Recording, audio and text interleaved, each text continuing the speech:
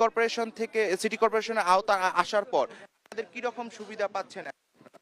আগের মতো সুবিধা এখন আর পাচ্ছি না। সব ধরনের সমস্যা আছে এখানে, রাস্তা ঠিক নেই, পরিবেশ কোনো দিক দিয়ে ভালো থাকতে পারতেছে না, মশার ঝামেলা, পরিবেশ পরিষ্কার নেই, সব ধরনেরই সমস্যা এখানে আছে। ধন্যবাদ আপনাকে। তো জেসিকা, শুনছিলেন যে এখানে যারা বাসিন্দা রয়েছেন তারা বলছেন যে ইউনিয়ন পরিষদ যখন ছিল তারা কিন্তু নাগরিক যে সুবিধাগুলো ছিল সবগুলোই পেয়েছিলেন, এবং তাদের এখন দাবি হচ্ছে যে পয়ঃনিষ্কাশনের জন্য ও ব্যবস্থা করা এবং ড্রেনেজ ব্যবস্থা করা, যেহেতু সামনে বর্ষাকাল রয়েছে, এই বর্ষাকাল আসলে কিন্তু এই যে খানাখন্দে ভরপুর রয়েছে এই সড়কগুলো, সেই সড়কগুলো যাতে সংস্কার করে তাদের হচ্ছে চলাচলের উপযোগী করে তোলা হয়, এই সব দাবি করছেন এখানকার স্থানীয় বাসিন্দারা। জেসিকা, এই ছিল সর্বশেষ অবস্থা আমার কাছে ঢাকা উত্তর সিটি কর্পোরেশনের 44 নম্বর ওয়ার্ড থেকে। অনেক আপনাকে ধন্যবাদ।